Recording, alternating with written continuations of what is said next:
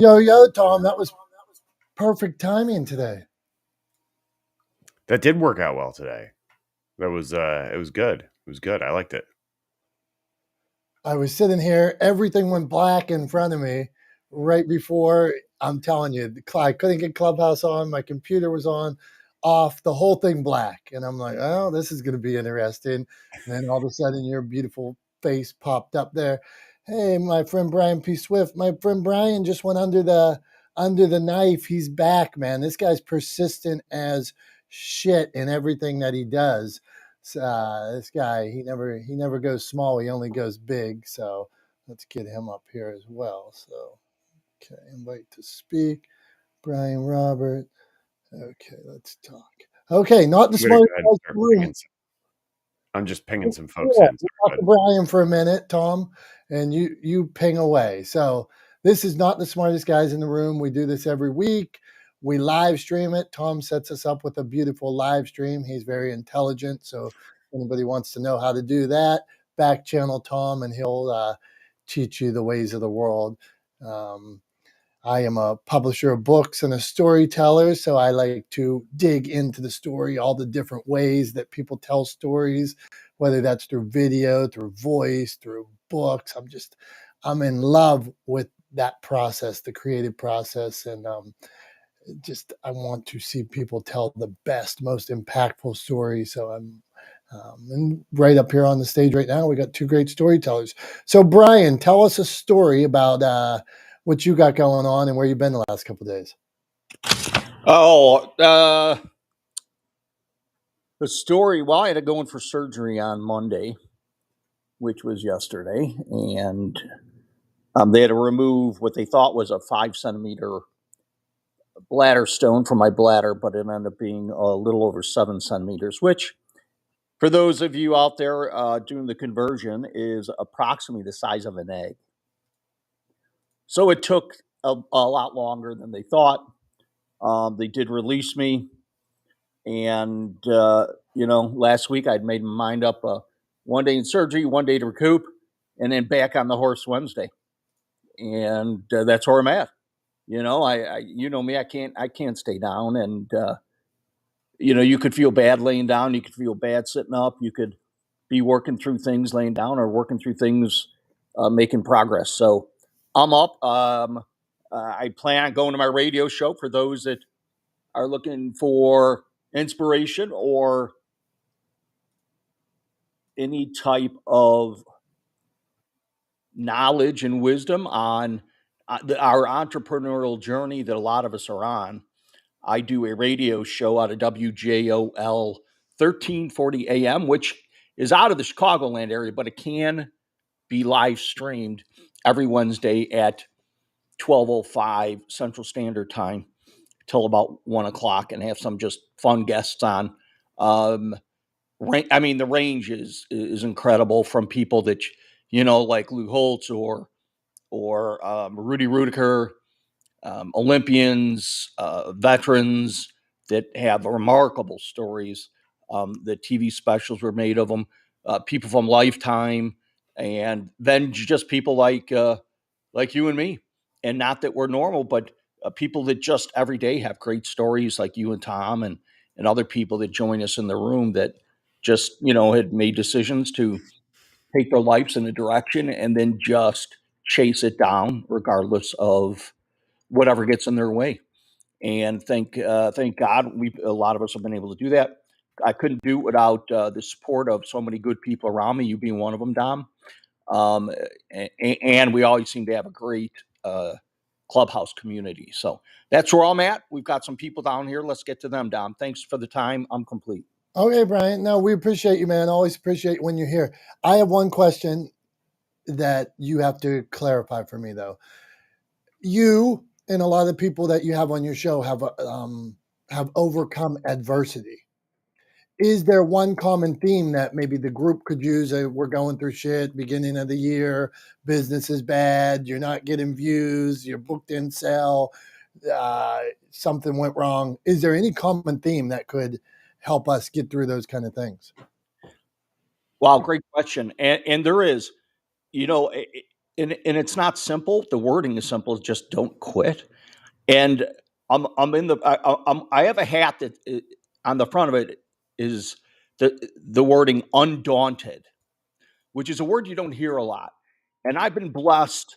90% of my achievements happened after I broke my neck at the age of 17 and became a quadriplegic. But I've been blessed to truly be undaunted,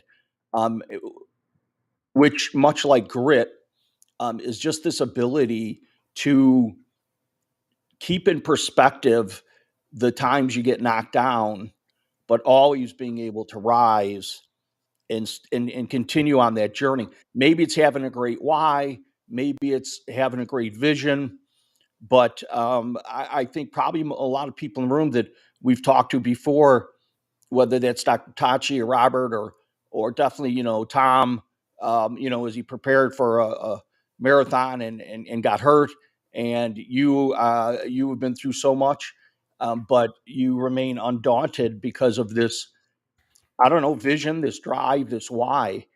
And I've come to, I mean, one of the conclusions I've come to is a coach is that I'm seeing more people struggling with overcoming their failures. So it's not the lack of knowledge out there anymore that stops people from moving forward or succeeding. I think it's the inability to get up after they've been knocked down. And that's why I wrote the book, Developing True Grit, that came out a couple months ago, because I is an athletic coach for 22 years, two is a business strategist and personal coach, overcoming and getting back up after these after being knocked down and after, I don't want to call them failures, but after losses, failures, being knocked down. That is where I think there's a huge opportunity for people to grow. So that's something else I'm working on. But thank you for your time, Dom. I'm complete. Hey, brother, man, we appreciate you. And we could all use a little motivation starting off our day, starting off our week. So I'm glad you kind of gave us a kick in the pants that we all need. So, hey, not the smartest guys in the room. Tom, we haven't heard from you. Then we got to meet our friend, Dr. Tachi and Robert, Emmy and Ching. So go on, Tom. Thanks, Tom. Good morning, everybody. Welcome to Not the Smartest Guys in the Room. You'll notice my voice. I've got my my radio voice going on today, and it's primarily because I didn't get enough sleep last night, and that's because I was at a networking event in New York City with some old colleagues from my days in the entertainment industry and television. And so I was literally burning the midnight oil, was up very late last night and did not get enough sleep. Still got out for my run this morning before we hopped on here. So proud of myself for that. But I am definitely going to hit a wall this afternoon. I can already feel it coming. But when we got on this morning, as Dom often does, he says, "What's on your mind? What do you got? What are you thinking about today?"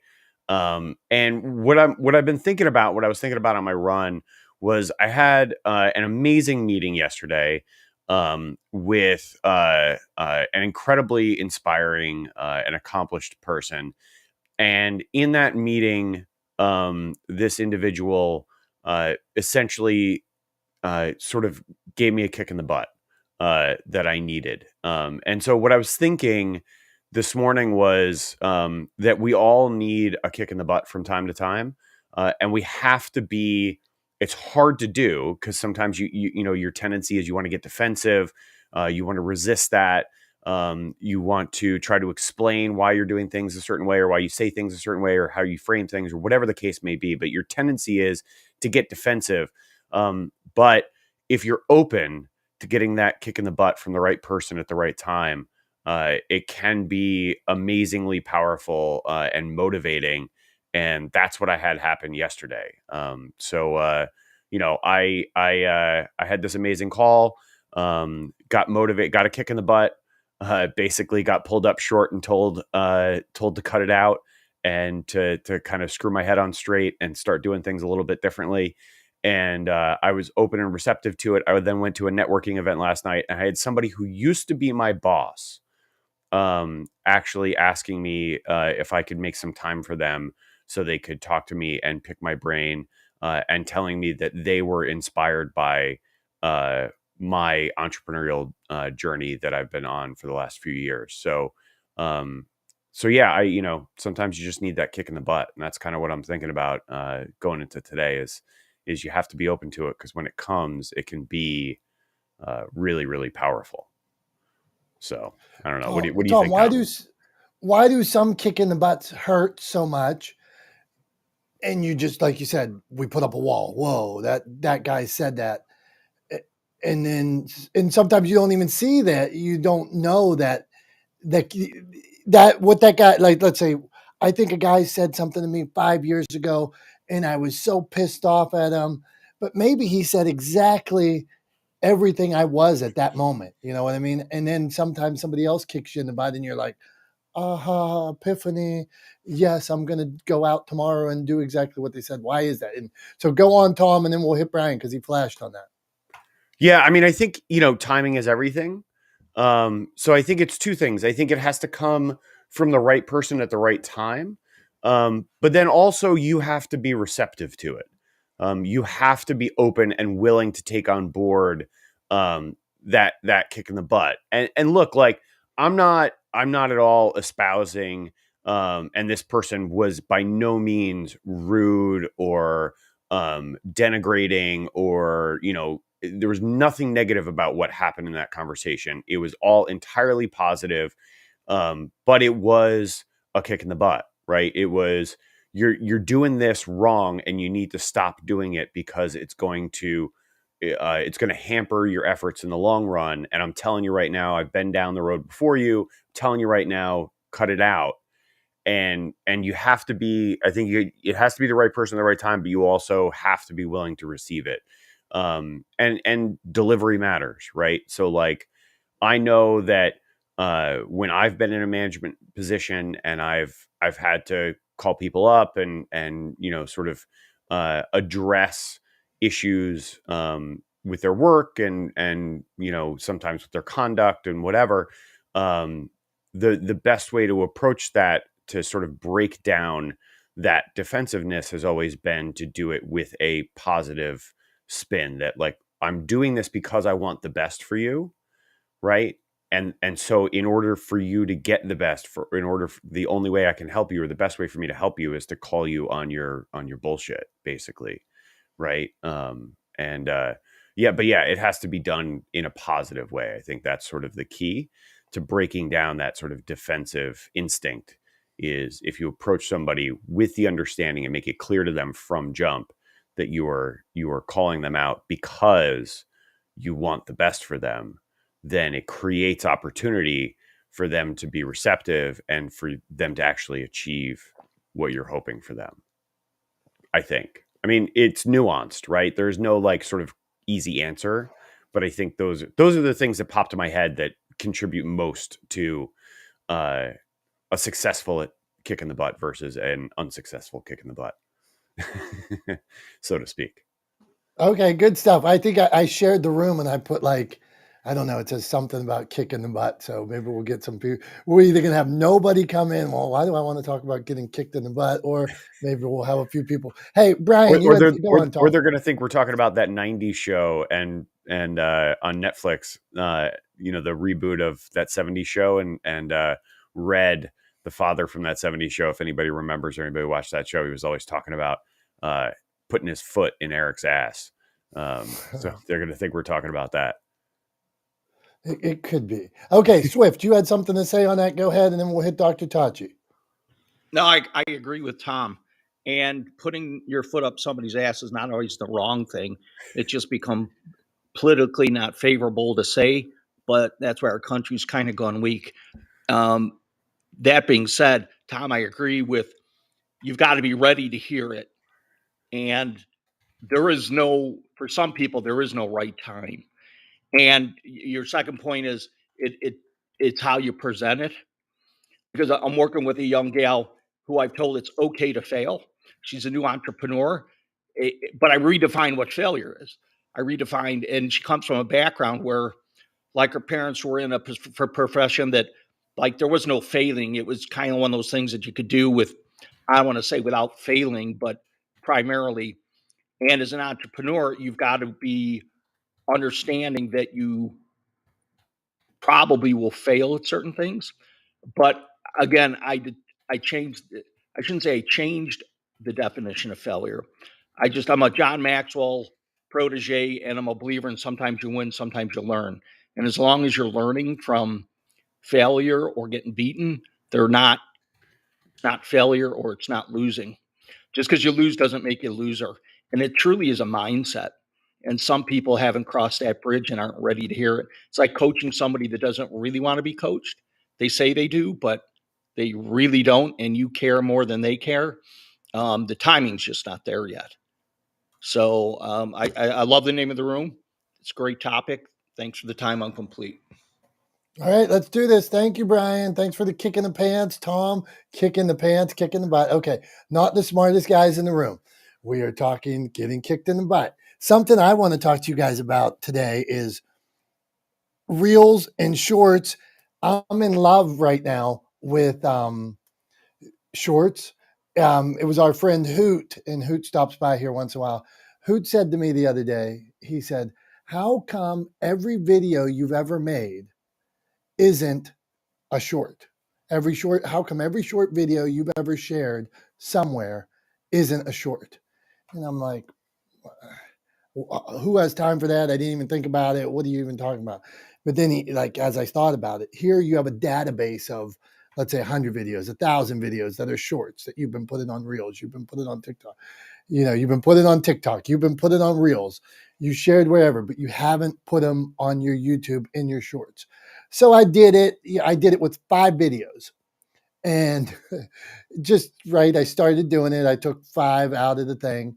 And in 5 days, the combination had 5,000 views. And like we talked, views isn't the best thing. Views isn't that.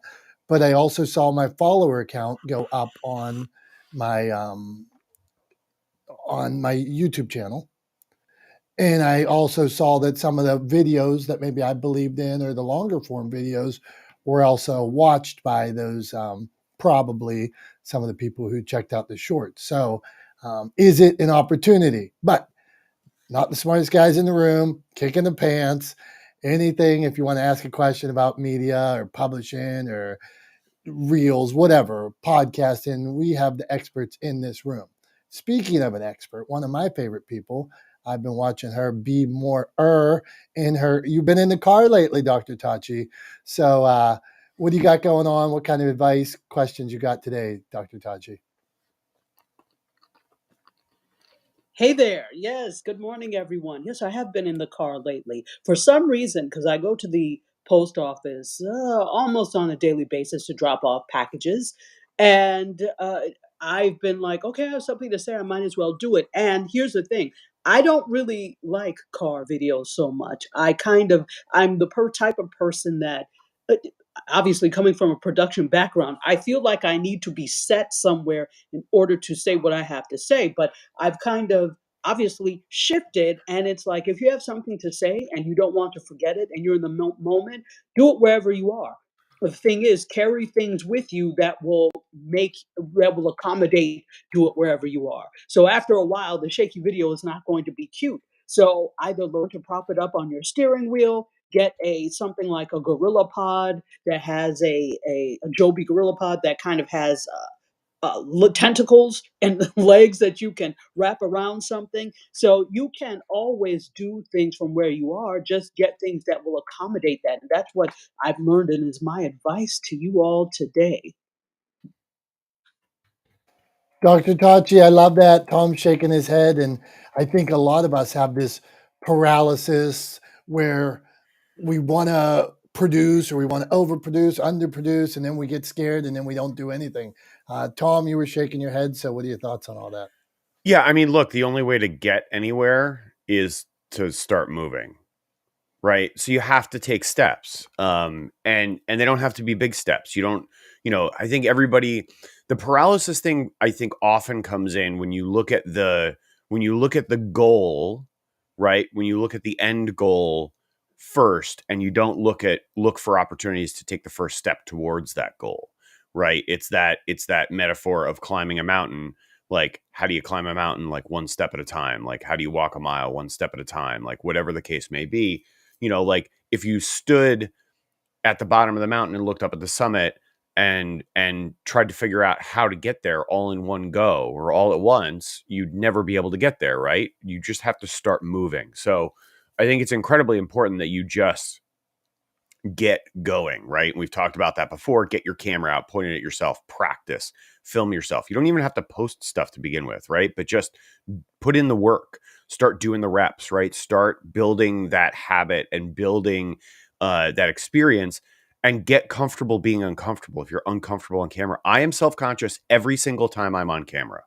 Right now, I'm self-conscious. I'm on camera right now. I'm being live streamed all over the internet. I'm doing it to myself. So like, I have no one to blame, right? But I'm self-conscious. I'm self-conscious every time there's a camera pointed at me. The trick is I've done it so much that I'm comfortable being uncomfortable. I have in the sort of more clinical psychological framework, what you would say is I've habituated myself to the behavior, right? I've made the behavior so frequent and so common that it's like tying my shoes, right? It's just something I do. And whether I like it or not, I do it all the time. I do it every day. And so it gets easier over time. But that's the thing, is you just have to get moving in order to get anywhere, right? You never will get anywhere if you don't move. So like, just start taking steps, and they're not always going to be in the right direction. And that's okay. Just start taking steps, start moving, right? And start making progress, and you'll find a good path as you move, right? Allow yourself to kind of gain momentum. So Is there a point where we're sitting there, like Dr. Tachi has that video ready to, she has something that she needs to say right then. And I've been there 1,000 times. That fear happens all the time where you're like, nope, I'm not going to do it because the shirt I have on, this shirt's lame. I was on a call yesterday and I'm like, I got to go put on a hat first before I get on the call. Like, is there a point where we should just wait, or is it go for it? You got the message, turn that camera around, go for it. I mean, look, is there, I have no way to answer that question without context, right? So like, in contextualized within circumstance, are there times where you should wait to do something and other times where you should just get up and go? Absolutely. But broadly speaking, if I'm going to make a gross generalization and paint with a very broad brush, you should always be moving forward. Unquestionably, right? You should always be moving forward. So are there times where you should like delay doing something or plan something out a little bit more in advance and like push it back a week or two or whatever? Yes. But broadly speaking, you should always be moving forwards. So it's the best way I can answer that question, because without like context in a specific situation, it's hard to say. But yeah, I think broadly speaking, you should always just be moving forward. So that's the question you need to ask yourself: is, am I moving forward? Go on. Dr. Okay. Tachi, Dr. Tachi, go on. Yeah, I would agree. It's dependent upon context, on situation. I can tell you what I do. So if I, again, not being the hugest fan of car videos, but then saying, okay, no, well, I want to do it and I want to show people that it's okay to do it where you are. So you do it. But sometimes those are going to be just one part of a larger situation, meaning I'm going to do another video, longer video, more polished video later. And I just wanted to take this one concept out of it and share it. Now, that's great if you're something like you want to share it as a short on YouTube, so it gives you more content as well. But often some of the things I'm talking about are going to be part of, it's just part of the bigger picture. It's going to be part of a longer, more polished video later. And that doesn't always have to be the case for everybody. But I think, to your point, Dominic, if it's something that you want to expand upon later, you definitely can do that. but you could get the idea out now. You could tease people with that idea. It also makes a great teaser. And you can even say, we're going to talk more about this in another video, but I just wanted to drop this one little piece for you to chew on while you're waiting for that. So it can be whatever you want it to be.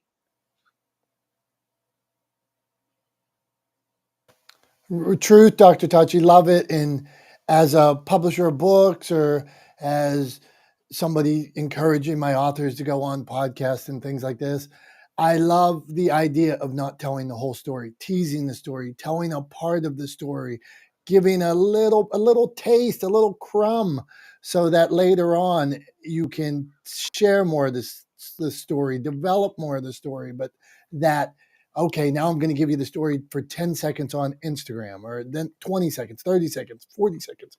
I always tell people, if you can't do 30 seconds, how are you going to do a 20-minute video? I'll talk to people that are like, I want to speak, I want to go on a speaking tour. Well, that sounds awesome. And then they can't make a 20-second video on their subject. And I'm like, maybe we should start with a 20-second video, and that might be a good first step before you start booking your national tour. Go on, Tom. I was going to say, I would go the opposite direction personally. Book the tour. I would no, not do the tour first. I would encourage people to create longer content first. I think longer content is actually easier than shorter content, which is counterintuitive, but concise messaging is really challenging. Conveying a message like coherently in 20 seconds is much harder than a minute or 2 minutes or 3 minutes, right? So I would encourage people to actually make longer content first. And here's the beauty of doing that is it also can serve you. If you create longer content, you can then, and we know how I feel about this, you can then take that longer content and repackage and repurpose it into shorter form content. So you can make 60-second reels out of that longer form content. And now guess what? You've got long form content and you've got short form content, and you didn't have to do it all twice, right? And so that's one of the things one of the dangers I see and one of the things I often counsel businesses against is chasing like short form social media content, because it's a bit of a hamster wheel, right? If you want to make a short form piece of content, it's going to be pretty costly to do, right? For the duration of that video, for that short form piece of content, per piece of content, it's going to be kind of expensive. And the trick is that you have to generate a high volume of it to actually sort of get any sort of penetration and garner any viewership and audience and reach your community with that messaging and with that content. So it becomes a really expensive proposition, which is part of the reason why a lot of brands and businesses are very late to the game, especially in the small business world, are late to the game when it comes to video, because they're like, we can't afford to do that. And the shortcut, the cheat for that is make longer form content, and then for a fraction of the cost, repackage and repurpose it into short form content and generate a high volume out of it, right? Like that's the cheat code, is instead of creating 1,000 30-second videos, make 100 10-minute videos and turn them into 1,000 30-second videos. Tom, I just want to add to Tom. I agree. That is typically the way that I would do things, but I think you're using Tom logic here. And then hear me out. Somebody who's already apprehensive about making video can't see, let me make a 5-minute video, but they may be comfortable with 30 seconds. They may be comfortable with 1 minute. So maybe they can work themselves up to that point, but for somebody starting, and not talking about somebody who already has a clear sense or grasp of video, maybe that's all they can do. So I'm like, instead of waiting to say, well, let me wait to make that 5-minute video, and they're not comfortable, if you can do 30 seconds, do that. And then you can go backwards. So sometimes it's worth, depending on who you are, it's worth it to go backwards, right? To start. And then you can actually, maybe if you have a theme, maybe you can stitch those together and those become scenes. So it just really depends on the type of person you are. But some people can't get to that 5 minutes yet. Some people can't get to 2 minutes, but they can do 30 seconds. And I just wanted to add, it also depends on the industry, because, I make long form video for my micro podcast, and then I just chop it up.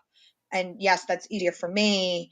But then if you're, I don't know, in the real estate industry or the hospitality industry, you may need those short form trending videos to gain reach and reach more people, but then utilize longer form to talk to your already existing followers. So it just depends on the industry. And yeah, I'm just going to say that.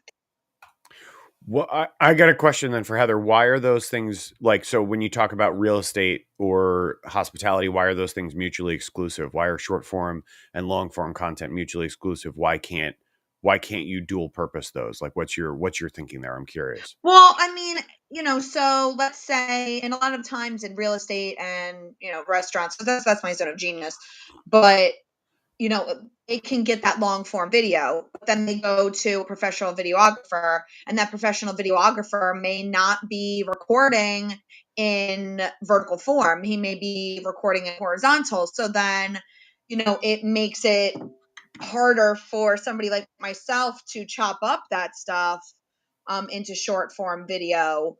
It takes longer. So sometimes the long form can actually be a hindrance to the short form because of the specific way that they're recording. And then also, like, trends are a great way to get more eyeballs because you're reaching a new audience that hasn't seen you before, instead of just taking that long form video of like a video of a tour of your restaurant from the front of the house to the back of the house, whatever. It's easier sometimes to just take already original content or photos or other short form videos in vertical format and then just repurpose those into other videos, instead of taking long form, which is usually videoed in horizontal, then turning that into vertical, making sure that everything is centered, and then trying to figure out your own trend. And it's a lot. So we do that, like I'll take the video that was created from a videographer, and I'll chop that up, and I'll find some trending music, and I'll put that long form video in vertical format to trending music, and then kind of twist and try to do something with it, like whatever that may look like. But then sometimes it's easier for me just to find a trending audio with a trending template and use content I already have, and then boom, I've made a video in a minute, and I can put it out on my client's stuff. So I mean, I guess it just depends, like I said, per industry, I think. But that is just my opinion. Gotcha. No, I think that makes sense if you're doing it at the same time. Like if you're there filming longer form content and at the same time you also like capture short form content. What I am always trying to counsel people against is just focusing on, because I happens all the time. I get businesses like solely focusing on short form content, right? I talk to people all the time. They're like, I don't even want to, like, they're not even thinking about making anything longer than like 90 seconds. Like everything is 90 seconds or less. They're like, because that's all people will watch. And I'm like, not true at all. So I totally agree with you. I think if you're creating purpose-built and let content, me just say, Tom, go ahead. Well, I was going to say, a lot of the longer form content requires somebody, not just me. I can't be that voice or that face on that long form content for that client. So I pitched, and this is when I started with a gastro pub. They have 6 locations across Delaware and Pennsylvania. I pitched them. I was like, guys, because their name, I'm just going to tell you the names. Two Stones Pub. I've been with them for a minute. I pitched to them some long form video, and it was going to be, I don't know if you guys watch Between the Ferns. That is like hysterical. So funny. But I pitched them back in the day when it was super hot. I was like, we should do Between Two Stones, because it's Two Stones Pub. So Between Two Stones. And we were going to get a chef be hilarious and just sit there and interview, the regulars that come in, have somebody sit and it was, we were almost there, but the people who own the place did not have the time. They didn't have the time because they were, back of house, front of house, expanding, running a brewery as well. They don't have the time to sit there and get recorded for long form copy. They're in the weeds, they're in the trenches. It's the restaurant industry. So, and I can't do that because I don't want to be the face to their brand. So it's a fine line that you have to cross, like you have to walk, because yeah, we do want long form copy and we can get that. Like we did a live podcast on location at one of their locations where they had outdoor dining, and we set it up out there, and I was able to, so we got the horizontal from the podcast itself, which they recorded in horizontal. So that was more difficult for me to edit things because we had 5 people up on stage. But if I crop it to vertical, I can only fit 2 people. And then I recorded Instagram and Facebook Live simultaneously in vertical format. So then I was able to use that vertical format from the live and chop it up. So yeah, it just, I mean, again, you just have to think about like getting the content in the correct vertical, in my opinion, because it's so hard for me to chop up vertical stuff with horizontal long form. And then if I don't even have the long form because the owners and the operators don't want to get in front of it because they're behind the scenes and they want to keep it that way, then like it's more of a short form strategy, because that's easier, because it's easier to make short form content without a face to the brand than it is to make long form content with a face to the brand. So that's where I'm at. Seriously, like this is my conundrum all the time. I'm like, I want long form, but they cannot provide me long form because they have to be in that long form. And, restaurant walkthroughs will only get you so far. I mean, restaurant walkthroughs won't get you very far at all, in my opinion. I've seen, I don't know how many restaurant tour videos I've seen pop up, and they are a dime a dozen. It's the same with like real estate tour videos where it's just B-roll with like maybe some cheesy music, and yeah, they're a waste of time and money. Nobody really watches them. Nobody really cares. Sorry, but that's the truth. So true. Yeah, but the businesses love it, right? Ultimately, I think the question is, and like the question I would turn around, and again, I tend to be very frank with both my clients and with the people I interact with. So maybe this is not your style, but this would be my style. Is I would turn around to those owners and I would say, look, guys, you want to continue growing this business. We have to continue growing content. We have to market this business. If you want to sustain this growth in the long term. And so you got to be a part of this. Figure it out. We have to figure it out. It's not, you can't just say, I don't have time. We got to make time. It has to be a priority. So like, let's figure out how we're going to do it. Not we're too busy, like, because that's an excuse. So if you don't want to be in it, that's fine. Let's figure out who is going to be in it. Right. Because it's not going to be me. But like, that's how I would handle it. I'd be like, look, you got to make a decision. Right. One way or the other. I'm telling you what's going to work best for you. Take my advice or don't, right? But don't make excuses to me, because excuses are like something we all have, to put it frankly. But yeah, I don't know. That's my thought. Let's keep moving though. I want to meet Robert. I don't know, Robert. Have we? I don't know that we've met before. Welcome. No, I've never come up and talked. Cool. Well, welcome, I've been in man. your Do you have a question? Want to drop a tip? What's on your mind? No, I just I wanted to thank Julie, but she left. She was listening before. I'm a rookie podcaster, so I just wanted to say thank you for the room. I wanted to ask Brian for the name of his book, just because I've been off topic. I've been dealing with a quadriplegic for a few years, and I always try to kind of boost him up. So I was thinking maybe his book might be of help to me. But yeah, I've been bouncing around the idea for a long time to do something. We have like a little online Bible study, like not making any money or anything like that, but I've had all these recordings for a very long time that I always wanted to do something with. And I was talking to a few people on here that I've come to meet over the last year, and they introduced me to Julie.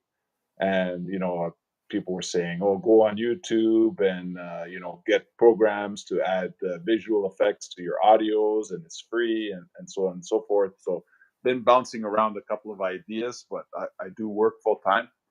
But I've been off for the last couple of weeks, and I had a little conversation with Julie a couple of weeks back, and she's like, "If you've got material, just put it out there." But I was like, "But it's not really like super professional quality.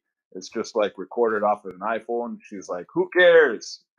Just get it out there and get started." So she gave me, like you guys were talking about, the kick in the butt, so to speak. And yeah, I listened to her, and this week I got on Pincast and started a little podcast for some of the material that I wanted to put out there as an easy place to share this information with people. So thank you for the room and the platform, and that's about it. I'm just listening because I'm a rookie and I don't know anything. So Thanks, Robert. So I would encourage you, if you're putting out podcast content of any kind, I would encourage you to look in. Even if you're recording on your iPhone, that's totally fine. But I would encourage you to look into spending just a couple of bucks on a microphone. And that's really, at the end of the day, it's an audio medium. And I know personally, and I've talked to other people who agree with me on this. If I turn on a podcast and it sounds like somebody's talking across the room on speakerphone, I immediately turn it off. I'm never going to listen to an audio format that isn't easy to listen to. So I would just encourage you, if you're going to create podcast content, do a little bit of research, spend a couple of bucks. And if you want to back channel me and ask for any specific suggestions for iPhone microphones or anything like that.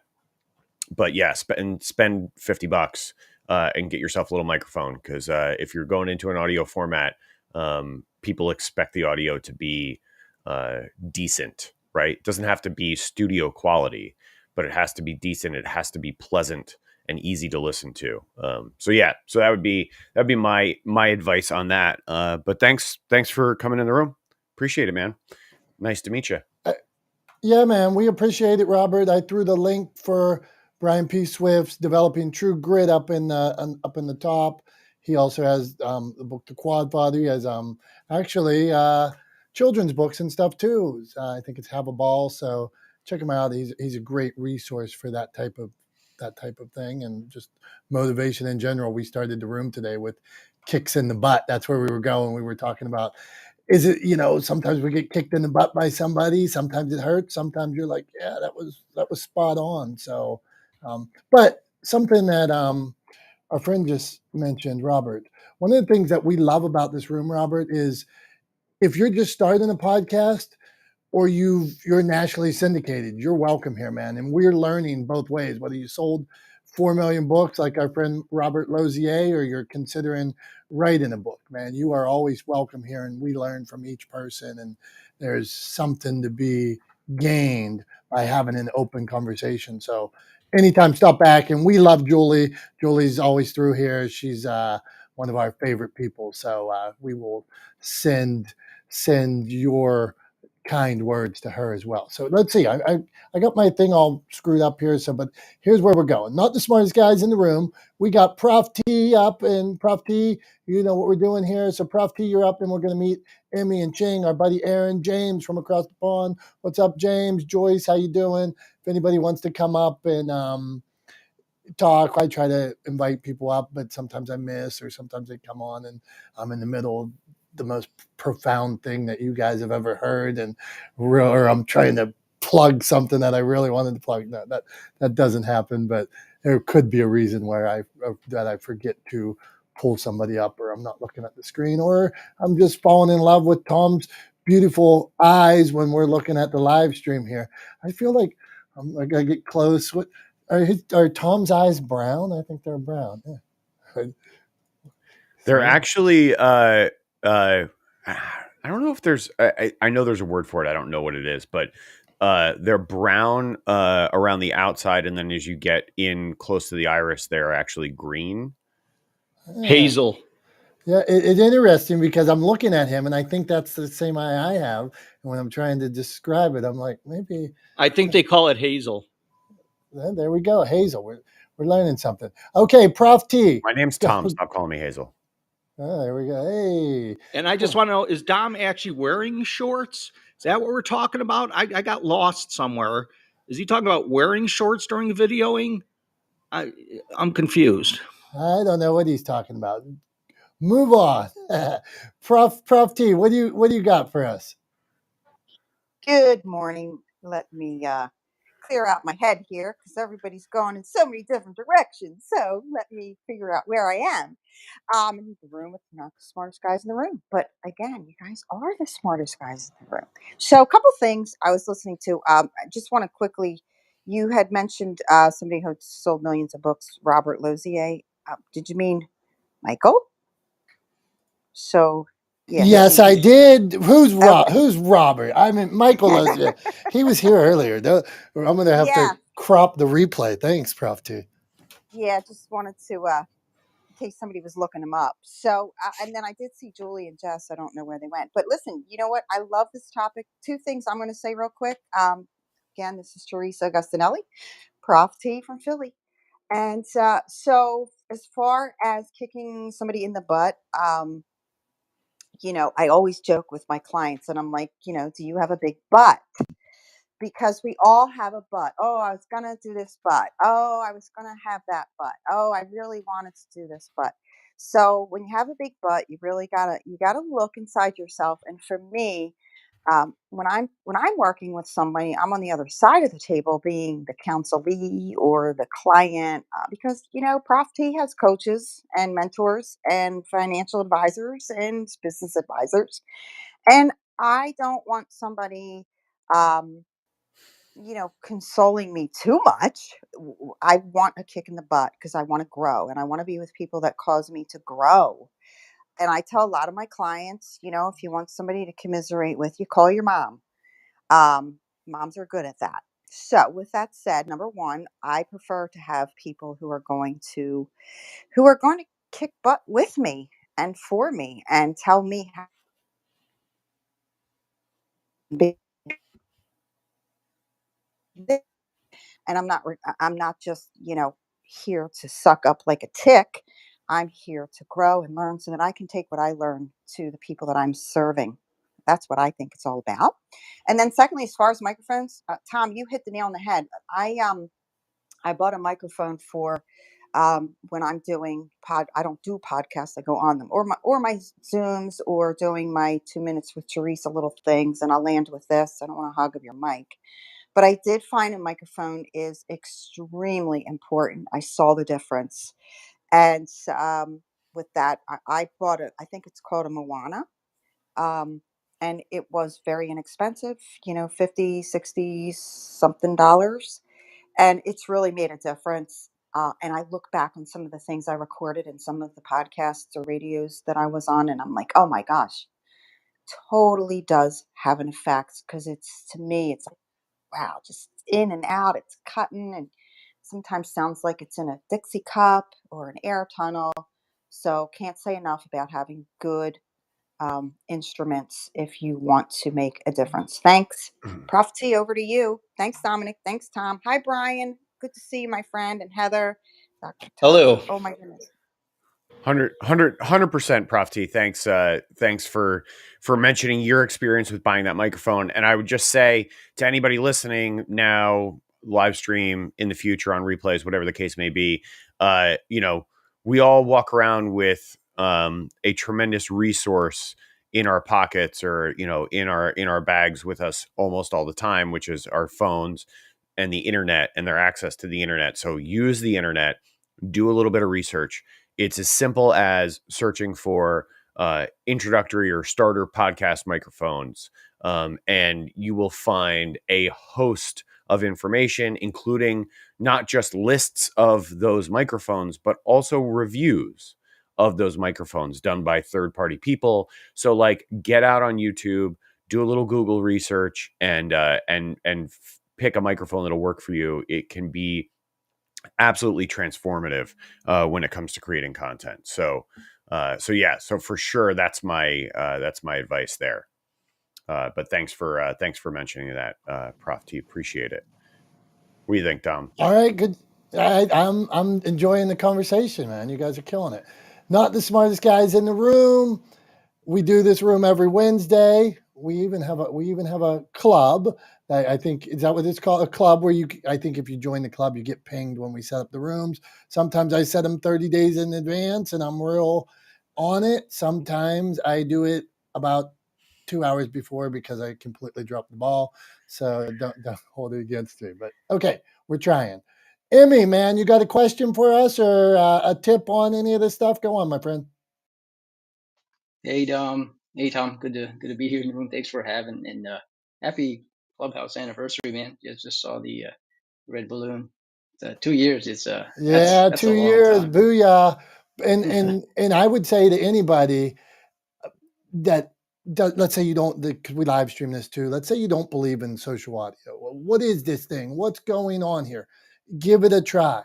My friend Neil, who I got me on Clubhouse early on, was a big believer in room surfing, meaning jump on, listen to the conversation. You like it, check somebody out. You like it, jump in their room again. But I do believe that this form of audio, will it be here or somewhere else, but I believe in this form of audio. It's just another great place to share your story. So thank you for the celebratory 2 years. Whoop, whoop. Okay, Emmy, go on, my friend.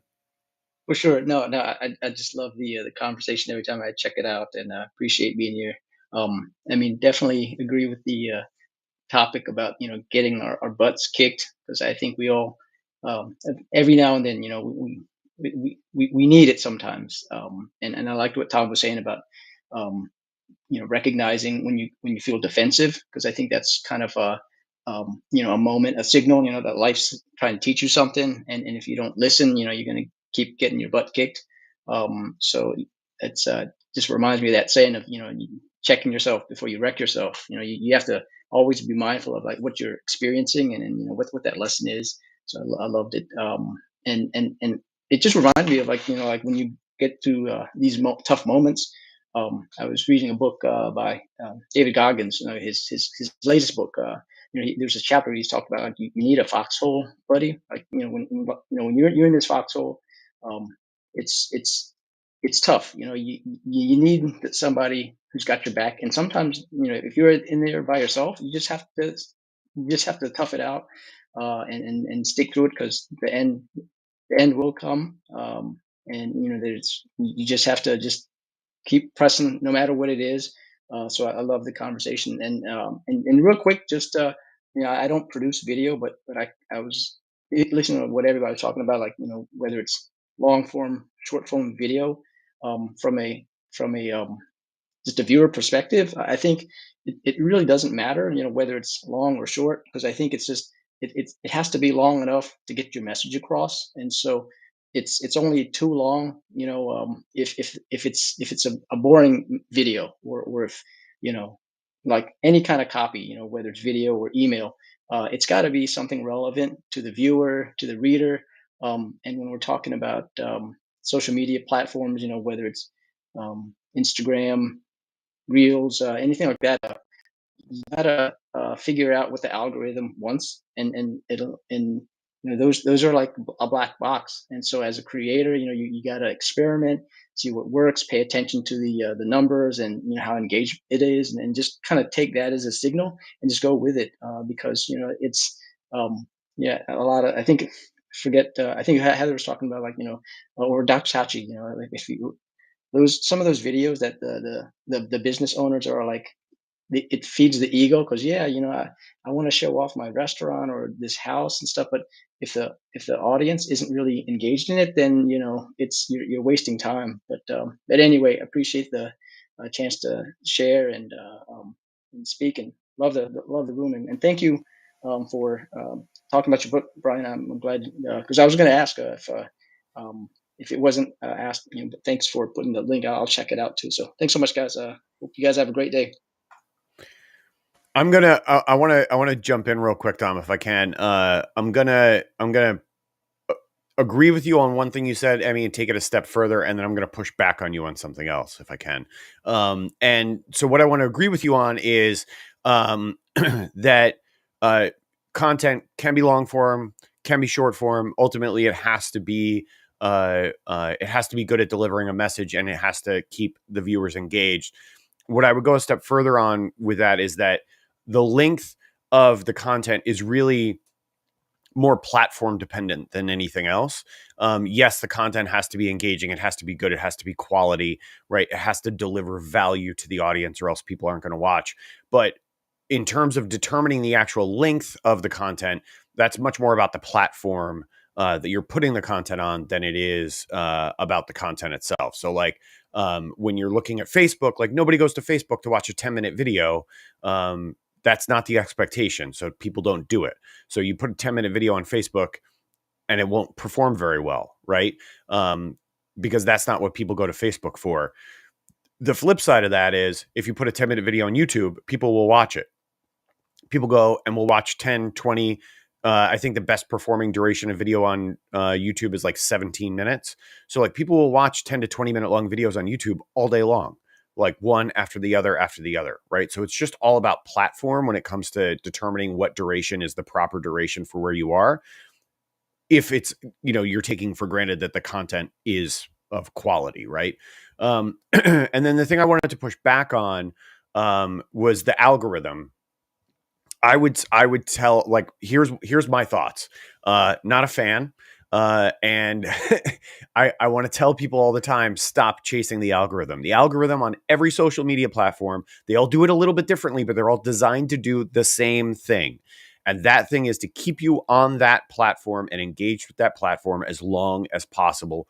Period. End of story. Like that is what every single social media algorithm is designed to do, because that's how social media platforms make their money, right? They make it through selling your attention. You are the commodity, right? That's why it's free. If it's free to you, to the user, that means that you are the commodity, not the customer, right? You're not the customer. The customer are the advertisers that pay for your attention, right? So just remember that the algorithms are all designed to do that. So don't make content for the algorithm, make content for your audience. Make content that delivers value to the community that you want to serve. That should be the primary focus of your content. Forget about the algorithms. You're never going to crack them. Nobody ever is, unless you have super secret access at Meta or something like that. But otherwise, forget about the algorithms. They're all designed to do the same thing. That's to keep you on the platform because you're the commodity. Your attention is the commodity. So forget about them. Make content that delivers value to your community. That should be the focus. And I'm getting down. And I off my wanted to say one soapbox. more Hey, thing Hold on. about the algorithm. Heather, hold on one sec. Okay, we'll hit Heather. I'm going to quit saying hit.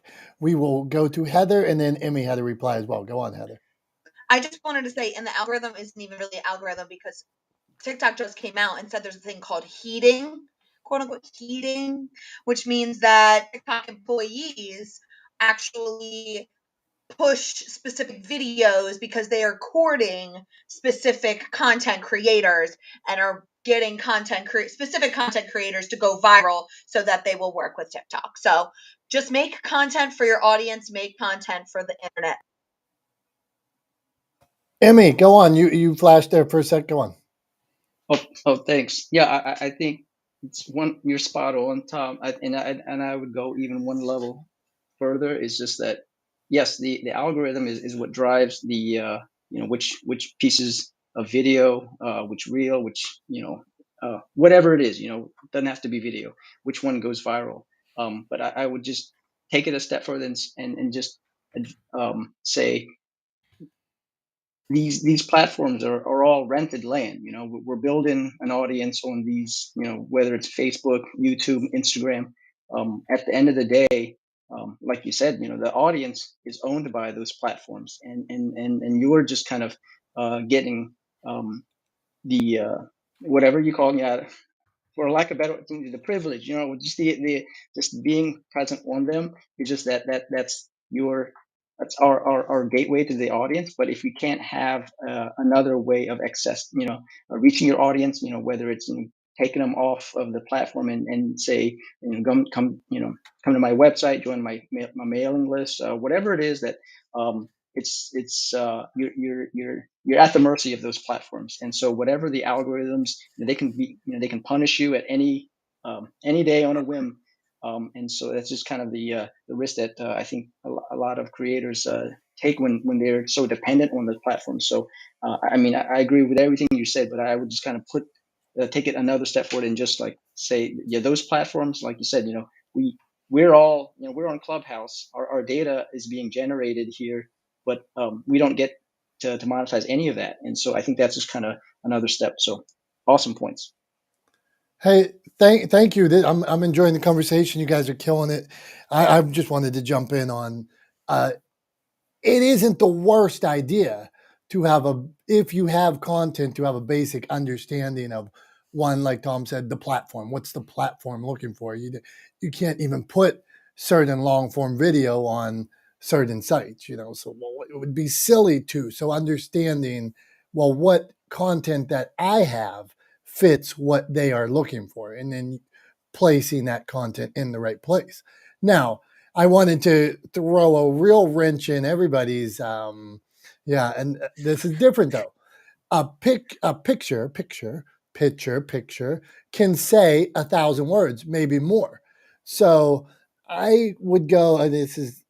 We could post a picture of, let's say, the tank. Was it the tank in Japan where the one person stood up to the tank? And this is a picture with no words, speaks for 60 years or 50 years, where you can say this image, wherever you put this on, speaks to an audience. For instance, maybe the right book cover or something like that. That image, sharing just that image, says it. Or that picture of or a 3-second video of the little white kid and the little black kid running down the street and hugging each other, and everybody knows that this is a video of unity. You don't need any words or thoughts or anything behind it. It's that simple. So my point here is, sometimes we overcomplicate the hell out of it all. You have that story is so simple. Just get out there and share it. Okay, so that was the wrench. Sorry. Now we will go to one of our storytellers, not the smartest guys in the room. We will go to Ching. Ching, what's happening?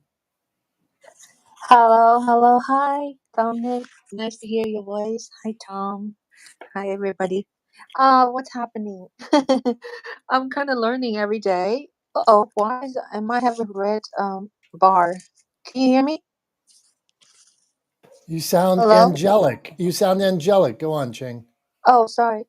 Oh, yeah. I'm learning every day. I do different things. I just want to share with you. I do long form. I made a documentary for 90 minutes. Right now it's on Tubi TV. My Langan diary. You can check my what do you call bio here. And on YouTube, I have been doing kind of very differently with other people. Like people say you have to do one niche. I don't have one niche. I have many niches. So I just combine them all together. You can tell me I'm doing something wrong. So on my YouTube channel, Jewel Media, I will post short videos. I also started to do what do you call YouTube Shorts, and it's another learning curve because my brain just not set that way. So I have to force myself when I go out to shoot events. I have to say, okay, I'm going to do a vertical now, just for Instagram or any shorts. Then I go back to my horizontal way of filming, right? And then after a while, I say, okay, I had to remind myself. So it's a lot of work, but I think I can get used to that.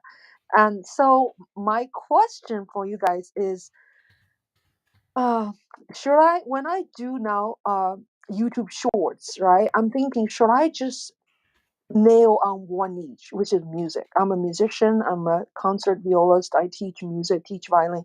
So on TikTok for last year, I started a little bit. Is I just do music, just talk about how to play the violin, show people the instrument. I video people playing on the street. So everything has to do with music. So I'm curious if I should just do that, or should I just go all over the place, talk about video, talk about movie, talk about whatever.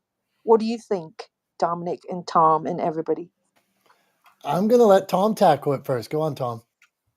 All right. So here's what I would suggest. I think it is good to stick to a topic on a particular channel, right? Because you set expectations for your audience and then deliver on those expectations when you create music-centered content, viola-centered content, on your TikTok channel. Then people go to that channel. People who subscribe expect to see that content. You fulfill that expectation. It builds trust over time. You build your audience grows, et cetera, et cetera. So I think it's good to do that. That doesn't mean that you can't make other stuff. I think one of the ways that I see a lot of creators kind of tackle this problem is simply by creating other channels, right? And then you create another channel, say on TikTok, another profile, another channel where you create content about your filmmaking, right? And you direct audience from your viola channel over here, right? You stitch videos one for the other, and you kind of help people cross pollinate and find your other channels that way. So that's one of the ways that I've seen. Almost think about it like you're building. Think about it kind of like analogous to like you're building your own sort of like cable network, right? And so like on one channel, like is Food Network, and that's where you do all your food content, right? And then on another channel is MTV, and that's where you do all your music content, right? And then on another channel is Bravo, where you fight with your friends or whatever the case may be, right? So like just think about creating different profiles and different channels for different styles of content that you want to create, rather than kind of piling everything into one channel, and kind of confusing your audience. So that would be my suggestion there to overcome that obstacle. Hope that helps. Thanks, Tom. Hey, let's do this, because we had differing views earlier on forms of like short form versus long form, and there's sometimes wisdom on both sides. So now I wonder, Tom used the example MTV. MTV has, I watch some shows about, they might have music on it still, but is there a larger brand that can a larger brand have silos under it where people would understand, Ching, that this is a silo of MTV? So MTV has those challenges. MTV has the show Ghosted. MTV has Ridiculousness. MTV still has Unplugged. And people I don't go on MTV now. In when they first had Jersey Shore, I might have been like, where's my music videos? I miss them. But I don't think people go on MTV at this point and are like, why isn't there music videos on 24/7 anymore? So I wonder if there was an explainable connection between all things. Because I wonder sometimes, like, why I'm the other way on this is sometimes an author of mine will set their whole brand up around the book. And like when they're just starting off, they set their whole brand up around the book. And like Robert Kiyosaki or something, Rich Dad, Poor Dad, he's made a whole career on Rich Dad, Poor Dad. But somebody else, you may write about different things later on, and you may get into this subject or that subject. So do you really want to set your whole brand up around one thing when maybe the Ching brand is Ching does all these things? So I don't know. Because I worry that once you start setting up multiple channels and this and that, are you going to give them the love that they deserve? Now, that being said, I got 50 different pages on Instagram and Facebook and stuff like that because some of the pages don't apply. So I'm all over the place on this answer, but I wanted you to think about those as well. Go on, Ching. Oh, thank you, Dominic. Thank you, Tom. Yeah, I kind of understand. It should be one topic. Like people do gardening, just gardening.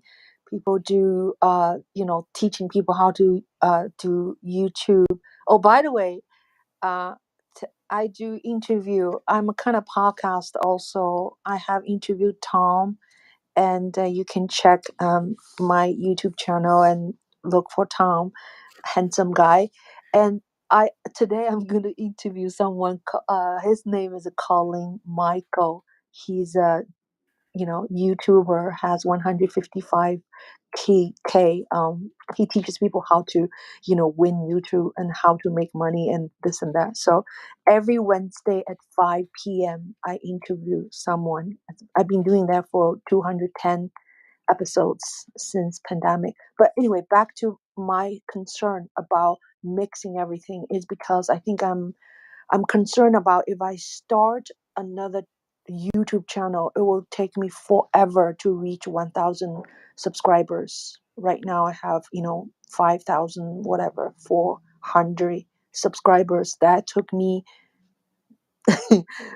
more than 10 years to build, and it's a lot of work. So that is why I just pile everything in one place, but I definitely am going to taking advice of people, or you guys tell that I will definitely do shorts more, maybe do 2 shorts a day, because that will stimulate my audience and kick into my longer form, because my longer form interview is 1 hour and a half. And also I just made a short video yesterday. It's a 5 minutes video. I videoed an event 3 hours last Wednesday evening. Okay, it took me 12 hours to edit that sucker, and it takes so long. So anyway, yeah, I need to be better at shorts so I could just do it and then boom, Anyway, that's my problem. Thank you for listening. Go ahead, Dr. Tachi. What do you got? Go on, Tom. We got you, and then Dr. Tachi had something to add as well. Go on. Yeah. I was telling Dr. Tachi, go ahead. Go ahead, Doctor. You're on. There you go. Go ahead, and then I'll go after you. That's fine. Well, I was just all I was going to say to Ching was just when you talk about like not wanting to create another YouTube channel, no big deal. YouTube has actually kind of already solved that problem for you. If you want to create different kinds of content on YouTube, just create playlists on your YouTube channel. And then people will be able to go to that YouTube channel, go like, oh, I want to watch more of Ching's series on teaching viola lessons. Like, boom, that's this playlist. I want to watch interviews. Boom, that's this playlist. Like, so they've got that problem solved for you on YouTube. You don't have to create another profile. I'm talking specifically about like social media and TikTok and things like that, where it's really easy to cross-pollinate and bring viewership from one profile onto the other. Right. You can literally just copy your profile, change the name a little bit, and build another channel that way. So it's much easier. But yeah, for YouTube, don't just use playlists. That's an easy way around it. Tachi, what do you got? Yeah, I'm going to co-sign on you with the playlist, because that's what I was going to say, that's something very easy, because I do many different things as well. And my thing was like, somebody was like, oh, you should create another YouTube channel. I said, I absolutely refuse, because I am, it's enough for me to run this one. So playlists are a great way to do that. And then you talked about wanting to do more shorts. That totally makes sense. You could definitely bring in all of the different things you're doing in addition to the playlists for the other longer form content. You can focus on the different types of things you do with shorts. And I think it's okay to do all those different types of things as long as your audience knows that this is what you're going to do. So, for example, for me, they know that I'm going to talk about media, tech, pop culture, but I'm also fashion and some other things. So they've come to expect that from me. And then what I've done is I've learned to marry them. So, okay, I have a t-shirt line and I'm also a reseller. So I'm not going to do a whole reselling, probably social media channel or whatever. But what I have done is started to talk about how to effectively do live streaming when you're live selling, how to effectively use lighting when you do video or pictures of your items, so that they know I'm a reseller now, because They've heard me talk about it, but I'm also relating something else I do, which is video and live streaming, to that. So that has worked for me. I release. Can I add something? Go ahead, my friend Kevin. What do you got? Okay, I wanted to basically piggyback on what Tachi was saying. I think what's important is a connective tissue. Since your main focus is music, everything that touches music is something you can talk about. So you mentioned that you're filming like street musicians. You can be interviewing these street musicians. You mentioned something about movies or loving movies, reviewing movies. What about doing video essays on the use of music in some of your favorite films, and reviewing films that where the music is the biggest factor in the success of said film, not just musicals but music soundtracks. There's so many things you can touch on and have them all be connected. You want to do interviews with YouTubers, do interviews with YouTubers whose focus is on music. So if your connected tissue is always about music and your viewers are passionate about music, they know they're going to get great music content. Everything that touches music, you're going to be the place, their destination.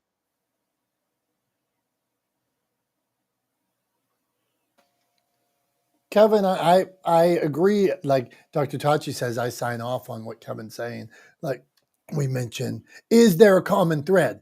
The common thread, I'm wondering, common thread could be it's what Ching likes. You know, if you at least the audience would know. But I agree with what Tom said on that. You have to establish trust. I'm sorry, I'm going to go to a sales thing. They trust, they buy from you. You know what I mean? So all of a sudden, there is nothing I hate more than, like me personally, somebody I follow, somebody I like. And then all of a sudden, I hear political leanings one way or another. Well, I came to follow you for this, or this. I was not expecting this, or all of a sudden, let's say I follow somebody and the next 10 pictures are pictures of their legs. Well, I followed them because I like their content. Now I'm creeped out because these 10 pictures are pictures of their legs. It wasn't what I signed on for. It wasn't what I trusted them for. And now uh, the next piece of content, I might leave. So Kevin, I agree with you. Hey, okay, let's continue. We got some more people to meet. Not the smartest guys in the room. Aaron, what do you got for us today? Ask a tip. Ask a tip. That was dumb. Share a tip. Ask a question. What do you got, my man? If anybody wants to give me a tip, that'd be fun. I take 5s, 10s, 20s, 50s, any of that. But I have a Boom. really, yeah, I know, right? I have a very bad connection, it says too. So if I go in and out, or I hit that matrix piece, let me know. I like what we're talking about today, the whole kick in the butt. I don't want to rebeat and hit that revolving door way too much and see what's happening with it and kind of beat it over and over and over again. But it all comes down to discipline and being honest to yourself. Just making sure that you're happy, understanding what's going on when it comes to buying microphones and doing things. Quality is good, but also what's overlooked is a good internet connection. I unfortunately couldn't save our episode for our pilot launch that we had just had for our own podcast this week. The internet, for some reason, for all four of us, we just couldn't get it to work. So we just made do. We rolled with the punches and we kept pushing through it. I mean, we weren't unhappy with it, but we weren't happy with it. We were kind of in the middle of the run. Things like that happen. And, you kind of just have to go with it. There's nothing you can do. We found it in the editing process, but none of us had the ability to change it or take care of it or redo an episode if that happens. So, I mean, plan for what you can. I always try to work backwards. That's a big thing. I know some people have mentioned David Goggins and different stuff that had happened in here. The reason I say that is you work backwards from what's there. You take the worst thing that could possibly happen and back channel yourself and constantly go back and look and see and break down the steps so that way hopefully you can prepare and be a little bit better. That's my ask there. And my question that I would say for people is, how is the YouTube Shorts thing working for most? I mean, I know Reels is big, TikTok is big. YouTube seemed to have kind of jumped in a little late to the game here when it came to making those shorts, or at least that's what it feels like to me. Has anybody really seen any, I don't know, progress or traffic from those shorts itself? And if you have, has it been lucrative or has it been worth your time? Aaron, I just started. We started off today talking about this, and I mentioned our buddy Hoot. He told me, he's like, why aren't your videos that you already made up as shorts? The shorts that you already made, why aren't they up? So I was like, yeah, that's pretty good question. And I'm like, well, I got 1,000 of them. So I put up 5 days just exploring, only exploring, right?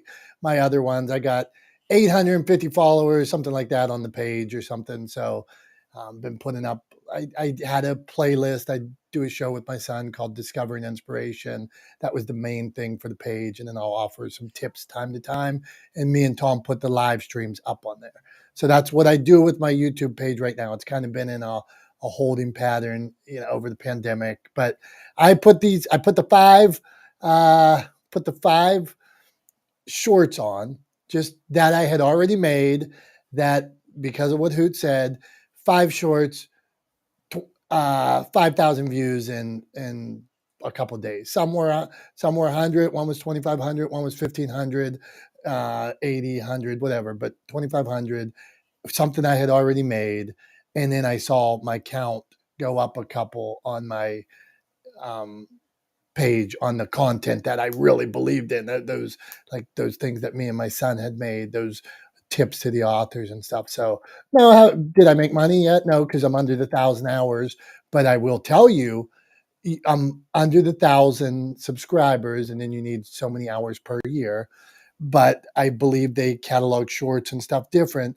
But your watch time, I can see my watch time is really upped in that past 5 days. So that's my answer. Girish, I saw clicked on that. So Girish, if you wanted to add to that, go ahead and we'll keep ourselves rolling. Yeah, so Aaron, I think you're right. I think YouTube Shorts came to the States much later. But what I've noticed is that YouTube Shorts came on the other side of the world first. So I think the trending on the state side came slow, but the traction for Shorts came quite high for me, even though I came late to the game, if that makes sense. So the viewings are good. The great traction on my Instagram is good. So when my turn comes, I'll explain that. But shorts are a good tool for certain people, and it does work, if that makes sense. Yeah, thank you. I appreciate the feedback, guys. It's all good stuff. And none of us are the smartest in the room, obviously. That's why we're here, right? That's right, man. We're learning from everybody. Okay, we got Elsa down there, and if you want to jump up, please give us raise your hand, whatever. We'll call you up. Okay, Joyce, we got a couple more people to meet. Or do we really? Joyce, what do we got going on today? Any tips from our leader of cannabis or questions that you want to ask the room? Go ahead. Good morning. Tom, I have hazel eyes too, so still connected. I do not like to do video. I talk about the podcast. I love the medium of audio. I like to be a voice in your head. But lately I have been making more videos of myself doing things, and that's getting me some more Instagram attention, I guess. I don't really understand most of this, how you get attention on social media. And I do hate social media. I feel like it's a time suck, but I know if I want to get my message out to the world, crushing the stigma around cannabis and caregivers, this is something I need to invest more of my creativity in. So I do like listening to you on these mornings. It makes me feel a little bit stupid because I don't feel like I know what I'm doing, but I just keep moving forward. So, and I had a question. What's a video essay? Someone had mentioned that. Anyone? I heard that earlier too. I don't know. Video essay. What do you got? All right, video essays are basically someone musing and going in depth on a particular topic. So, if you want to do a video essay on women in Star Wars, you go over the history of the female characters in Star Wars and talk about your thoughts about them, how they were used, and maybe compare them to other women and other archetypes in other kinds of media. So it's just focusing on a particular topic and talking about it using clips, using audio, using text to basically put a particular subject under a microscope. That's very interesting. All right, so I do podcasts, I do blog, I am doing more of my reels on Instagram, so that definitely seems like something I could do. Thank you, Kevin. That's good. Yeah, I'm that done. go on, Kevin. That video essay thing seems interesting. And so then we're back around to you, even though Kevin, we're back around to you, even though I don't know how I messed this chart up so much here. But that, if you wanted to share a tip or ask a question, go ahead, my friend. Oh, no, I basically just came on stage to comment on what Ching was saying because I thought that I particularly find there are two kinds of people when it comes to content on YouTube or anywhere else. You can basically just like someone and everything they do, you find them entertaining. So if they're talking about gardening, they're talking about the space program, you just find them fascinating and you follow them for them. But I don't feel like most people can instantly achieve that kind of relationship with an audience. The in is the topic I'm interested in. I'm interested in, say, film, and I come and start watching your video on your videos on film or your video essays on film, and the more I get to know you, the more I like you, and the more you share about who you are while talking about film, then I might want to get on board with your other interest. And as I get to know you as an audience member and find that we have more things in common with that gateway being film, then I'm willing to follow you with other kinds of content and go on other kinds of journey. Oh, wait, you also like food and cooking as well? So if you did a video about cooking and food, another just an example like what I was trying to say to Ching. Her focus is music. So say your focus is movies, film, and TV, but you wanted to basically you also love food and cooking. Well, what I would do was try to tie those two things together. So, what kind of menu would you create for a binge night of watching old episodes of Friends? I feel like that's a good entry point. You would actually talk about the episodes you would probably want your audience to watch, and you would create a menu based on that. And you're marrying these two separate topics and bringing them together and bringing audiences who like cooking into the world of your video thoughts on TV and film, and you're bringing an audience who loves food into the fact that you're into the sphere of you talking about TV and film. So it's marrying those two things and introducing one audience to another. Kevin, man, Awesome, awesome.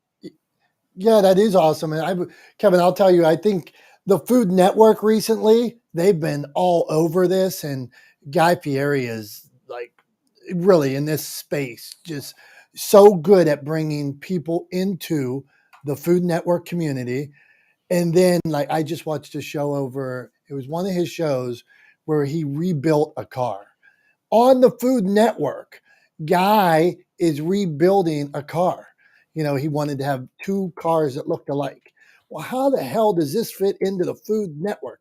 He married it with food at the garage. They brought food in. Him and his buddies ate it. Then he talked about where his car went. But I trust Guy, like we were saying before. Like, I like Guy. I trust Guy. I'm going to buy his tequila too, because that's how much I like him, right? Like, I went to his restaurant at the casino by me. I trust the guy. I'm going to give him a chance. So the things that he puts out, like his next thing is they have this tournament of champions on Food Network every year. Well, they're touching on March Madness a little. I love March Madness. I told you I love Guy.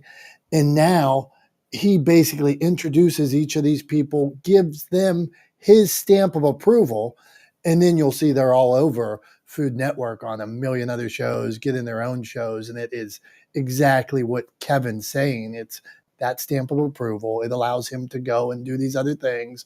And then they just keep on. It's like a developmental bank, all with Guy's stamp of approval on it. Who knew there was so much depth to the thought process behind Food Network? This is why my wife hates watching shows with me, because I go into these diatribes about stuff. Ching, go on. Oh, I just wanted to make comment on Kevin's comment. It's really, wonderful, wonderful. Yeah, you make me think differently, and just kind of branching out to what we do, just not one thing. Many of us do more than one thing in life, and could be intertwined together. And actually, in the last, I would say, 15 years, I am more focused actually making films. And I create, like, I don't know, I have 800 videos on my channel. So music is never gonna die. I actually make more money making teaching music than making film, because film is random. Sometimes I have a project, sometimes I do it for love, and a lot of time I do it just for my own love. But even when you make a film, like I did this 90-minute documentary, and with no backers, just myself, and but it reached to the audience, reached to the level is not what I expected, like it's on Tubi right now. So, and I kind of am famous now by making a deep feature documentary using just iPhone 11. So that's another thing. But all of this happened was not my planning. I didn't think I was going to make one. I didn't think I want to be known as this genre. It's all happened gradually. On the other hand, I was just Googling Dominick. Oh my God. Dominick, I tried to find your YouTube channel. I couldn't really know which one is which. And you have so many channels. It's wonderful. And check him out. He is so fucking handsome. That's it. That's all I want to say. Yes, first person. No, second. The first person that said that was my mother, and the second person is now Ching. So, day made. Okay. No, channel on YouTube's Motivation Champs. Most of the stuff is under Motivation Champs. I do a TV show for Armstrong Cable, and they have their own channel. Girish, Okay. man. Okay. Thank you, Ching. Yeah. Thank you. You're almost there. You're almost there. You're 845 subscribers. People just subscribe him, so let him reach I 1,000. had a banana at one point a couple years ago. The banana was 1,000, and I blew it somehow. So all of a sudden, maybe I posted something that people didn't like, trust, or maybe it was a false banana, but I lost it.